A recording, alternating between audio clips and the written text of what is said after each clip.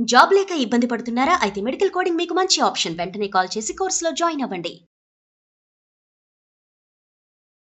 నమస్తే రమగారు. నమస్తే జయ. ఏదైనా ఒక దెయ్యం కథ చెప్పండి. అంత ఎక్కువ దయ్యం కాదు, కొంచెమే దయ్యం ఉన్న కథ చెప్పనా మరి? చెప్పండి. కథ అంతా దయ్యం లేదు, కొంతమేరే ఉంది. ఓహో. పూర్వం ఒక చిన్న ఊర్లో బంగారమ్మ అని ఒక అమ్మాయి ఉండేది, ఒక ఆవిడ. అంత కలిగిన కుటుంబం కాదు, సామాన్య కుటుంబీకురాలు. పిల్లకి బంగారమ్మ అని పేరు పెట్టారు. ఆ బంగారమ్మ పేరుకు తగ్గట్టు ఆవిడకి మహా బంగారం పిచ్చి. చిన్నప్పుడు పెళ్ళికి వాళ్ళ నాన్న ఏదో ఒక సూత్రాలు తాడు అది పెట్టి పెళ్లి చేశాడు. పెళ్ళయ్యాక చక్కగా బంగారం కొనుక్కోవచ్చు బాగా అనుకుంది. అయితే వాళ్ళు ఏం చేశారు, వాళ్ళు మా స్థితి లేని వాళ్ళు కదా, తాలూకా ఆఫీసులో గుమాస్తాగా ఉన్న వెంకటరమణ అనే అబ్బాయిని చూసి ఆ అబ్బాయికి ఇచ్చి పెళ్లి చేశారు. ఈవిడ ఏ సందర్భం వచ్చినా బంగారం కొను, చంద్రహారం చేయించు, వంకి చేయించు, వడ్డాణం చేయించు అడిగేది. ఏదో చిన్న నల్లపూసలు, ఓ పైమేళ్ళలోకి ఒక చిన్న గొలుసు, ఓ ఉంగరము, ఓ చెవులకు బుట్టలు అట్లాంటివి ఎప్పుడో చేయించేవాడు. చాలా తక్కువ, చిన్న చిన్న వస్తువులు. ఇవేముంది అందరికీ ఉండేవే. అయితే బంగారం అంటే ఆయన ఒకసారి కసిరి కేకలేశాడు. నేనేమన్నా జమీందారుని అనుకున్నావా? జమీందార్ గారి దగ్గర గుమాస్తాను నేను, తాలూకా ఆఫీస్ గుమాస్తాని. నా దగ్గర అంతంత బంగారాలు నా వల్ల కాదు. నువ్వు ఇంకోసారి అడిగావంటే మీ పుట్టింటికి వెళ్ళిపో, నువ్వు వాళ్ళు కొనిపెడతారేమో, కొనుక్కో అని కేకలేశాడు. దాంతో హతాసురాలు అయిపోయింది. ఏదో చిన్న 2 చిన్నాలు వస్తువులు మెల్లిగా చేర్చుకునేది తప్ప ఇంకా పెద్దవి చేయలేకపోయింది. ఒక కొడుకు పుట్టాడు కాలక్రమంలో వీళ్ళకి. వాడి పేరు గోవింద్.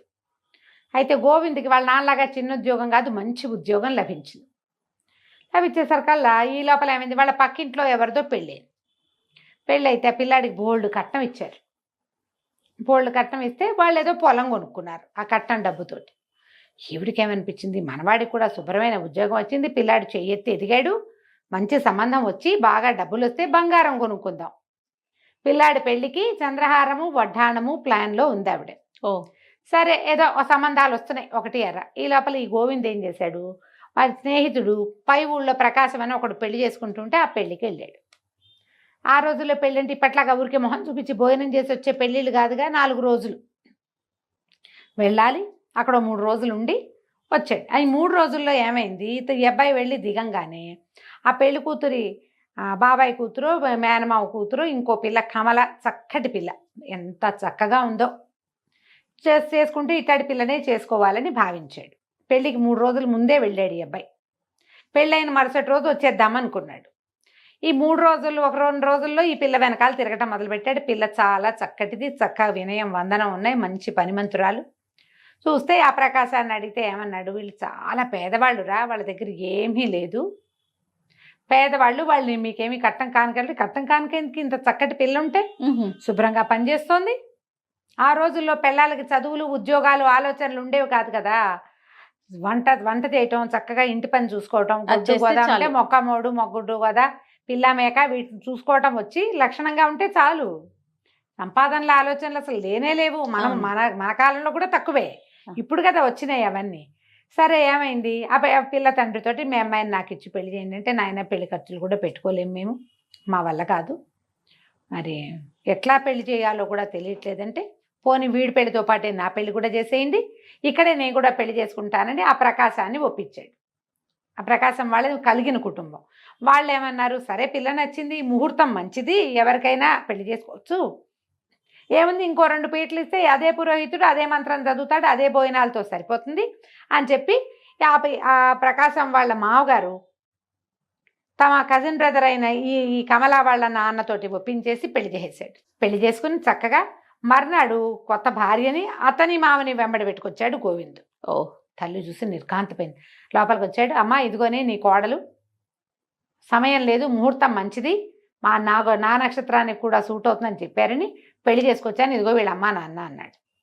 సామాన్యమైన బట్టల్లో పసుపు తాడు, నల్లపూసలు తెప్పిస్తే ఏమీ లేని పిల్ల తల్లి కళకళ్ళాడుతోంది, కానీ మెళ్ళో చిన్నమంత బంగారం కూడా లేని పెళ్లి కూతుర్ని చూసేసరికల్లా నిర్ఘాంతపోయింది బంగారమ్మ.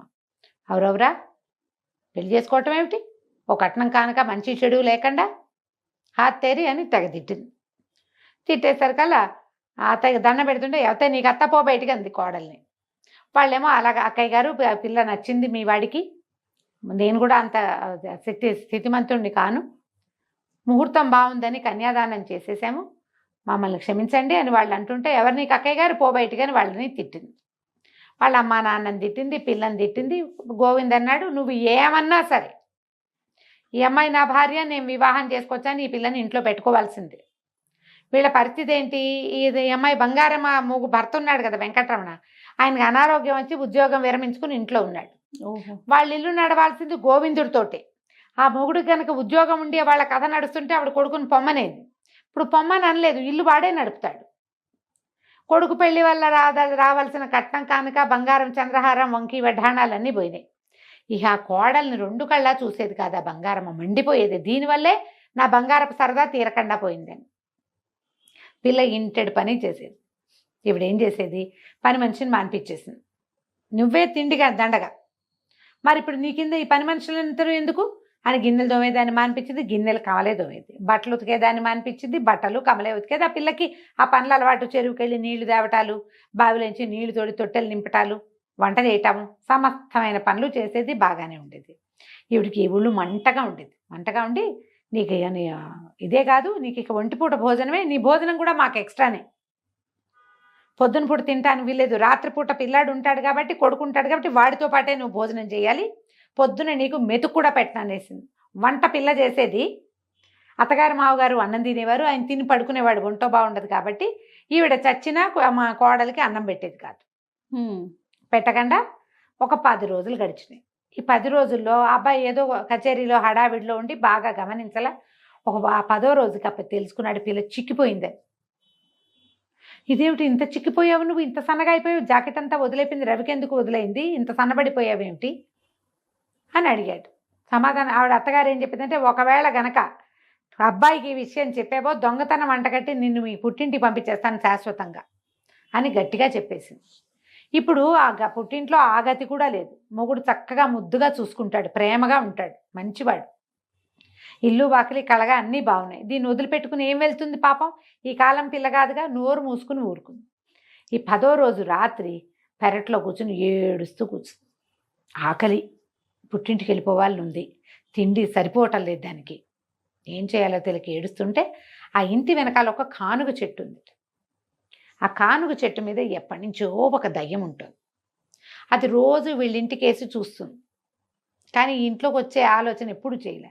ఈ పిల్ల ఏడుస్తూ కూర్చున్న పిల్లని చూసేసరికి లోపలికి వచ్చింది.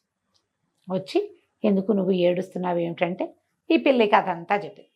సరే అయితే ఆవిడేం చెప్పింది, నువ్వు రేపు పొద్దునే పుట్టింటికి వెళ్ళిపోతావు, ఇక నిన్ను చేర్చుకునేది లేదు అని గట్టిగా చెప్పేసింది అత్తగారు. అయిపోయింది, నేను పంపించేస్తానని. పుట్టింటికి వెళ్తే ఇంకా మళ్ళీ వెనక్కి మొగుడి దగ్గరికి రానివ్వదు. పుట్టింటి మీద బెంగగా ఉంది, వెళ్తే ఇంకా రానివ్వదు. ఏం చేయాలో తెలియక ఏడుస్తుంటే ఈ దయ్యం ఏమందంటే, సరే ఇవాళ నుంచి నువ్వు తినే 1000 మెతుకులకి 1 మెతుకు బంగారు మెతుకు అవుతుంది, నీ కంచంలోకి వస్తాయి, మీ అత్తకి ఈ సంగతి చెప్పు అని చెప్తే తెల్లవారు లేవగానే ప్రయాణం కట్టమని కోడల్ని కసిరింది బంగారం. అప్పుడు అత్త ఇదేం చెప్పింది, రాత్రి మా గృహదేవత పెరట్లో కనపడింది, అదొకటి చెప్పింది నాకు, దయ్యం అని చెప్పల. గృహదేవత ఏం చెప్పిందంటే, నేను 1000 మెతుకులు తింటే 1 బంగారు మెతుకు కంచంలో పడుతుందిట అనేసరికల్లా, ఇది గృహదేవత ఇన్నాళ్ళు ఏమైంది, ఇన్ని రోజుల నుంచి నేను ఊరికే మేపుతున్నాను అని తిట్టి, సరే చూద్దామని అన్నం పెట్టింది. మధ్యాహ్నం అన్నం పెడితే పిల్ల చక్కగా కడుపు నిండా అన్నం తినది. 2 బంగారు మెతుకులు కనపడ్డాయి. కంతపోయింది ఆవిడ. అయ్య బాబోయ్, ఇన్ని రోజులు పోగొట్టుకున్నానే నేను దీనికి. ఇప్పుడు అది ఎన్ని రోజులు అన్నం తింది కదా, ఇది మొదటి రోజునే కనుక దీన్ని పొట్ట మార్చుంటే, మొదట కొన్ని రోజులు మామూలుగా పెట్టింది, తర్వాత కదా పగటిపూట అన్నం పెట్టడం మానేసింది. మొదటి రోజునే మార్చుంటే ఎన్ని మెతుకులు వచ్చేవో అని 2 మెతుకులు తీసుకుంది, జాగ్రత్త పెట్టుకుంది ఒక భరణలో. పొద్దున సాయంత్రం అన్నం తినేది పిల్ల. అది 1000 మెతుకులు అవ్వగానే 1 బంగారు మెతుకు కంచం పక్కన ప్రత్యక్షమయ్యేది. అత్తగారి కోడల కంచం తనే తీసేది, ఆ మెతుకులు ఏరి పెట్టుకునేది. క్రమంగా ఆవిడ ఏం చేసింది, ఇది 2 మెతుకులే వస్తున్నాయి, ఇది ఇంతే తింటుంది, ఇంకొంచెం తినాలని బలవంతం చేయటం మొదలుపెట్టింది. 3000 మెతుకులు తింటే 3వ మెతుకు వస్తుంది అని బలవంతం చేయటం. రోజు అన్నం ఎక్కువ తినేసరికి పిల్ల ఆపసోపాలు పడిపోయేది. ఒకనాటి రాత్రి పిచ్చి కడుపులో నొప్పి వచ్చింది దానికి. ఈ బలవంతపు తిండి తినలేకపోతోంది. తొడ్లో కూర్చొని ఏడవటం మొదలుపెట్టింది. ఇప్పుడు మెతుకులు వచ్చేసరికల్లా, ఎప్పుడైతే బంగారం మెతుకులు వచ్చినాయో దీని పుట్టింటికి పోతుంది. సొమ్ము చచ్చినా కోడల్ని పుట్టింటికి పంపల. మధ్యలో పండగలు వచ్చినాయి, పబ్బాలు వచ్చినాయి, పుట్టిన నుంచి కబురు వచ్చింది. అయినా సరే పంపల, వాళ్ళు కొట్టేస్తారు మనకు వచ్చే బంగారం. ఆవిడ భరి నిండా పసుపు పెట్టుకుంది వాటిని. ఏదో చేయించుకోవాలి రేపొద్దున. బంగారం ఉంది వీళ్ళ దగ్గర, అదేం బోల ఉంటుంది. బలవంతం పెట్టుతుంటే ఒక పూట బాగా అన్నం ఎక్కువ తినేసి ఆపసోపాలు పడుతూ దానికి ఏదో నెల తప్పిందో ఏదో. ఇంకా వీళ్ళకి తెలియలే. చచ్చిపోతుంది పిల్ల తినలేక అన్నం. దొడ్లో కూర్చుంది, ఏడవటం మొదలుపెట్టింది. మళ్ళీ వచ్చింది పిశాచం, వాళ్ళ గృహదేవత. ఎందుకే అమ్మాయి ఏడుస్తున్నావు, మెతుకులు చాలేదా మీ అత్తకంటే? కాదు, నన్ను చంపేస్తోంది, ఇంకా తిను ఇంకా తిను అంటుంది. 3000 అవ్వకపోతే 3వ మెతుకు రాదు. ఆఖరి ముద్ద వదిలేస్తే ఒప్పుకోవటం లేదు. నా వల్ల కావటల్లా. మా అమ్మ మీద ప్రాణం లాగుతోంది. వెళ్ళనివ్వట్లేదు, పుట్టింటికి పోనివ్వదు. ఎందుకంటే ఆ మెతుకులు వాళ్ళకి దొరుకుతాయని అనుకుంటుంది. మనిషి మంచిదే, ఈ ఒక్క గుణమే ఆవిడ బంగారం పిచ్చి అనేసరికి సరే ఇవాళ నుంచి నీ బహుమతి కట్టు. రేపటి నుంచి మీ అత్త ఎన్ని పూటలు అన్న మానైతే అన్ని బంగారు కాసులు లభిస్తాయి, మెతుకులు కాదు కాసులు అని చెప్పేసరికల్లా తెల్లారి పొద్దునే లేచింది కమల. నిద్ర లేచి అత్తయ్య రాత్రి మా గృహదేవత వచ్చింది, మరేమో నన్నేమో పుట్టింటికి వెళ్ళమంది. ఇక నాకు మెతుకులు రావుట, నా వరం అయిపోయిందిట. మీకే, మీరు ఎన్ని పూటలు తిండి మానేస్తే, రోజులో ఎన్ని పూటలు తిండి మానేస్తే అన్ని బంగారు కాసులు కంచం బోర్లించి పెడితే కంచ కింద ఉంటాయి అనేసరికి ఆవిడ ఆశ్చర్యపోయింది. అవునా అంది. గృహదేవతను నమ్మాలి. ఇంతకుముందు బంగారు మెతుకులు ఒప్పే అయ్యింది కదా. సరే నువ్వు వెళ్ళు, నువ్వు పుట్టింటికి వెళ్ళవే అని బండి కట్టించి, ఎందుకంటే ఇంకా కోడలతోటి ప్రయోజనం లేదు, అది ఎక్కడున్నా ఒకటే. ఈ అబ్బాయి ఏం చేశాడు, గోవింద్ కూడా భార్య మరీ ఏడాది అయిపోయింది పాపం, దానికి అమ్మా నాన్నని చూడాలని ఉంటుందిగా, చిన్నపిల్లని పెళ్ళాన్ని పంపించేసి. ఈవిడేం చేసింది, ఆ పూట పొద్దున అన్నం మానేసింది. సాయంకాలం కంచం ఎత్తేసరికల్లా కంచ కింద బంగారు కాసు. నిర్ఘాంతపోయింది. అయ్య బాబోయ్, బంగారమే ఇంత కాసు. అంతకుముందు మెతుకు ఎంత ఉంటుంది, మెతుకు సన్నగా ఇంతే ఉంటుంది, ఇది చాలా బాగుంది. కాసు తీసి డబ్బీలో వేసింది. మర్నాడు ఏమనుకుంది, 2 పూటలు మానేద్దాం అని చెప్పి 2 పూటలు మానేసింది. 2 బంగారు కాసులు వచ్చింది, ఆ 2 డబ్బాలో వేసుకుంది. పుట్టినప్పటి నుంచి తింటున్నాం వెధవన్నాం, ఓ 3 పూటలు తినకపోతే ఏమవుతాను నేను, ఏం కాదని 3 పూటలా మానేసింది. మానేస్తే ఆ కంచం దగ్గరికి వెళ్ళి వంగి తీసుకోవటానికి కూడా సత్తు చాలే ఆవిడికి. ఈ నీరసంగా ఈడుస్తూ పోయి 3 కాసులు తీసుకుంది. 4వ రోజు మానేసేసరికల్లా, మరి అన్న మానేసేసరికి ఏమవుతుంది, ఓపిక ఉండద్దు. ఇక కళ్ళు తిరిగిపోతున్నాయి, కాళ్ళు తేలిపోతున్నాయి, పని చేసే సత్తా లేదు. పని చేసే పిల్లేమో పుట్టింటికి వెళ్ళింది, కోడలు లేదు. గూట్లోకి వచ్చినాయి. కొడుకుని అడిగింది, ఒరే నువ్వు ఒకసారి మన వైద్యుడు గారి దగ్గర, ఊళ్ళో వైద్యుడు ఉన్నాడు కదా, ఆయన అడిగి జావ కానీ మజ్జిగ కానీ ఏదైనా అన్నానికి భిన్నం తీసుకుంటే అది భోజనంతో సమానం అవుతుందా అవదా కనుక్కో. మజ్జిగ తాగైనా బతుకుదాం అనుకుంది, మజ్జిగ తాగి బంగారు కాసులు సంపాదించాలి అనేసరికల్లా వీడు పరిగెత్తుకుంటూ వైద్యుడి దగ్గరికి వెళ్ళాడు. ఏమిటి ఇదేం ప్రశ్న, ఇటా అడుగుతుంది ఏంటి అమ్మ అనుకున్నాడు. మరి తెలియలా, అమ్మ నీరసంగా ఉందని తెలుస్తోంది కానీ ఆవిడ ఎందుకు నీరసంగా ఉందో వాడికేం తెలుసు. భర్త ఏమో పడుకుంటాడు, ఆయన చూడటల్లా ఆవిడ అన్నం తిన్నదో లేదో. వెళ్ళేసరికల్లా వైద్యుడు అన్నాడు, మంచినీళ్ళు తప్ప అన్నీ భోజనమే, మజ్జిగ భోజనమే, పాలు భోజనమే, జావా భోజనమే, మంచినీళ్ళు ఒక్కటే భోజనం కాదు. మంచినీళ్ళతో ఎంతసేపు ఉంటారు. కానీ 5వ రోజు 6వ రోజు వచ్చేసరికల్లా మంచాన పడిపోయింది ఆవిడ. గుడ్లు తేలేసేసింది, బొక్కబోర్లా పడిపోయింది. పడిపోయేసరికల్లా నిర్ఘాంతపోయాడు. ఏమిటి అమ్మ ఇట అయిపోయిందని గబగబా తండ్రిని లేపి, నానా అమ్మని చూసుకో, ఒక మాట నేను వెళ్ళి వైద్యుడిని గాకేసుకొస్తానని. ఈ లోపల పక్కింటి పిల్లాడు ఎవడో ఉంటే, ఒరే నాయన ఎడ్ల బండి ఏదైనా వెళ్తుంటే చూసి ఆగమేఘాల మీద మా అత్తారింటికి వెళ్ళి మా ఆవిడ్ని తీసుకురా, మా అమ్మకి ఏదో అయిపోయింది, కళ్ళు తిరిగి పడిపోయింది అని కబురు చేశాడు. కబురు చేసి వైద్యుడి దగ్గరికి వెళ్ళాడు. వైద్యుడికి ఏమో అంతుపడుతుంది, ఇంత పిచ్చ నీరసం ఈవిడికి ఎందుకు వచ్చిందో వైద్యుడికి తెలియలా. ఆయనకు అర్థం చెబితే కదూ, నేను అన్నం తింటలేదని చెప్తే కదా. ఆవిడ ఆ పరిస్థితుల్లో కూడా ఈ బంగారు కాసులు వస్తున్నాయంటే ప్రజలకు తెలిసిపోతే ఎట్లా, నోట్లోంచి మాట కూడా లేదు, పడిపోయింది అంతే. ఈ వైద్యుడు వచ్చి మాట్లాడి చేసి వెళ్ళి ఆయన ఏదో పొట్లాలు ఇచ్చేసరికి ఈ బండి మీద వెళ్ళిన కుర్రాడు ఒక 2 గంటల్లో 3 గంటల్లోనో కమలని వాళ్ళ ఇంటి నుంచి బండి ఎక్కించుకు తీసుకొచ్చేసాడు. ఈ కమలు రావటం మంచానికి అంటుకుపోయి గూట్లోకి వచ్చిన అత్తగారు చూడగానే భోర్మని, అయ్యో అత్తయ్య ఇట అయిపోయావేమిటి అత్తయ్య అని కావలించుకునేసరికి ఈవిడికి బంగారం కంటే కావలింత ఎక్కువగా తోచింది. ఎవరంటారు మన్ని, అదే కదా, నువ్వు ఇలా ఎందుకు అయిపోయావు, అయ్యో నీకెంత కష్టం వచ్చింది అంటారా. 50 ఏళ్ళు వచ్చిన వాళ్ళకి ఎవరంటారో పిల్లలే కాదు అనేది. అది అనేసరికల్లా ఆవిడ కళ్ళలోంచి నీళ్ళు వచ్చినాయి. అయ్యో అత్తయ్య నీరసం పుట్టిందండి అని గబగబా బియ్యం వేయించి అంత జావ చేసి పట్టించింది.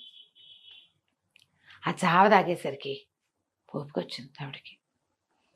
ఓపుకొస్తే కోడలు అడిగింది, ఏం చేసావు అత్తయ్య, ఎందుకు ఇట్లా అయిందంటే, కాదే అమ్మా, ఒక పూట మానేస్తే ఓ కాసు వచ్చింది, 2 పూటలు మానేస్తే 2 కాసులు వచ్చాయి, 3 పూట్ల మానేస్తే 3 కాసులు వస్తాయి కదా, వడ్డాణము వంకి చేయించుకోవచ్చు అనుకున్నాను, అన్నం మానేసేసరికి నిస్త్రాన్ని వచ్చింది అని అనేసరికి కోడలంది, అవన్నీ చేయించుకోవడానికి నువ్వు బతికుండద్దు, అదే కదా.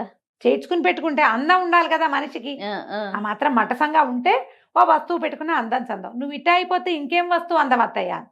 ఆవిడకే అనిపించింది. పిల్ల గబగబా 4 పనులు చేసేసింది. సాయంకాలం అయ్యేసరికి వేడివేడిగా అన్నం వండేసి అత్తగారికి అన్నం పెట్టింది.